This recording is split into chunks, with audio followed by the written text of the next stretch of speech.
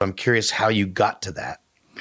Yeah, well, I think it's just sort of the natural sort of progression of what we've been doing, because our music just touches on all these different cultures. When we started in DC, there's this neighborhood called Adams Morgan. Yeah.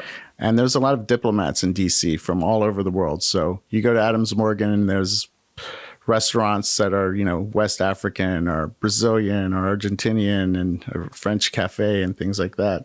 And so we would find people in these restaurants that were singing in cafes or bars, and we'd say, come back to the studio. And they would come back and, they'd be like, they didn't even know anything about Thievery at that time. And we would put them on songs, I mean, I would love that. Right. And it goes against a lot of what we're being fed right now. I mean, we played on the main stage right before Paul McCartney at Coachella one year. And then one time we actually got a call from Paul McCartney's people to open for him in DC at FedEx Field.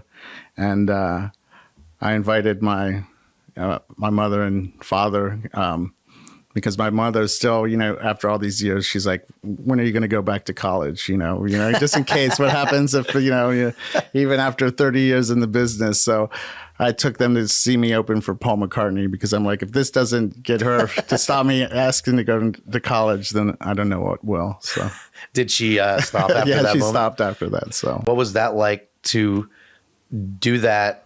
The FedEx one was before Coachella. So. That was after. I think. Was yeah. after? Yeah, that was pretty wild, because he wanted to meet us. Someone said that he knew our music and was a fan, and so he wanted to meet us the day before. So we went and met Paul McCartney, which was pretty crazy,